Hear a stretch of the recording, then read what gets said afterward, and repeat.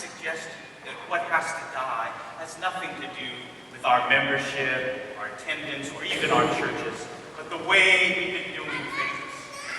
We've been living as if in a time warp and carrying on ministry the way it was done when gasoline was 25 cents a gallon and there were no color TVs. New and turbulent times offer new and turbulent ways of doing ministry. We cannot carry on business as usual and expect to survive in the future. We must make fundamental changes in the way we do ministry at all levels of our church, or else we're going to be speaking a dead language to a generation that ignores us. Like the dinosaurs of the past, we are going to be carrying these huge biological frameworks that are absurd in light of the carrying capacity of the world around us. And we all know what happened to the Brontosaurus and the T-Rex. Now, at this point, and I'm heading home. Not literally, but in this sermon, I'm heading home. You might be saying, well, Grant, this is a nice talk, but what if our problems are real? What if our dying problems are real in aging congregations and buildings, lack of new people, dwindling resources, and lack of commitment? I can understand the reality that some of you face. But as Bishop Bolton put it, let's stop whining about our situation and just get on with our ministry.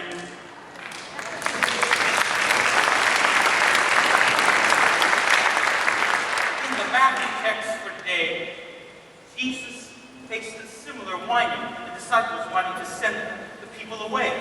But Jesus' response was clear. You give them something to eat. I've set ambitious goals for you, and I realize they're ambitious. Every local church increased its net membership by 10 new members, 10%, I don't care what you use. You grow in the next 4 years, every year, in your net membership.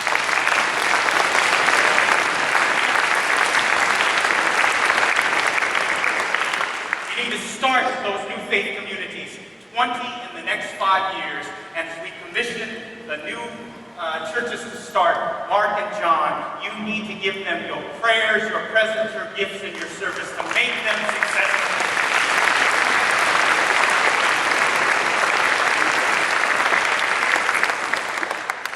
I once had a hypochondriac parishioner. As soon as I came to the church, declared to me she was going to die. Later, a layperson pulled me aside and said, Grant, she's been telling that to the pastor for the last 18 years. Instead of talking about dying, let's just get on with real living. For us in the church, we need to do our ministry as best we know how. I know I'm being tough on you clergy, I'm tough on you laity. You need to vitalize and grow, you need to retool. We all need to retool ourselves to meet the challenges. But if you can give your all for Jesus Christ, we will, that's all I expect in your accountability primarily. That you will grow your churches with integrity and with joy. That's all I'm asking that you all do.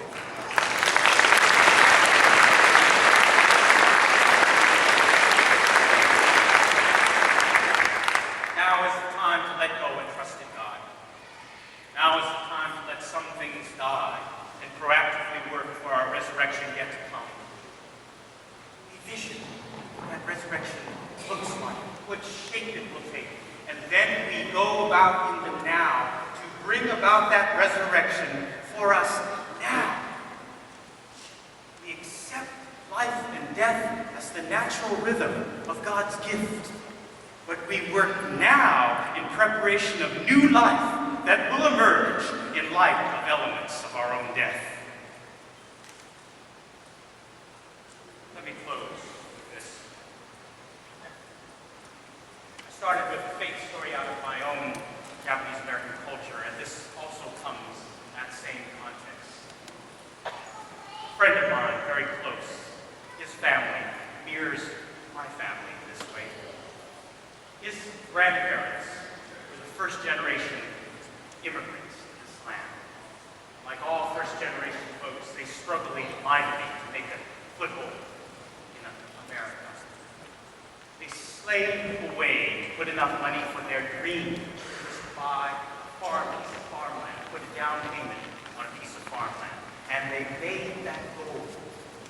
They loaded up 2 cars, one they borrowed and a truck, all of the kids and all of their possessions, and they drove a day's ride into the Southern California desert. When they got there, they were absolutely devastated. It was an isolated, effete, seemingly sterile piece of land with nobody or nothing miles in every direction. The family could hardly believe that they had given up everything in the city to come to this. Their father was a proud first-generation man. He stared out at this.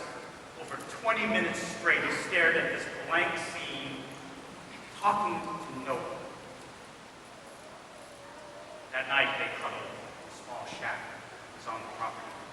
All the kids could talk about was going back to where they came. They talked about how they were getting to see their friends again, all the comforts of the city. And in the midst of this excitement, the father stood up, slammed his fist on the table, and said, "There'll be no more talk about going back from where we came. This is our home. This will be our home."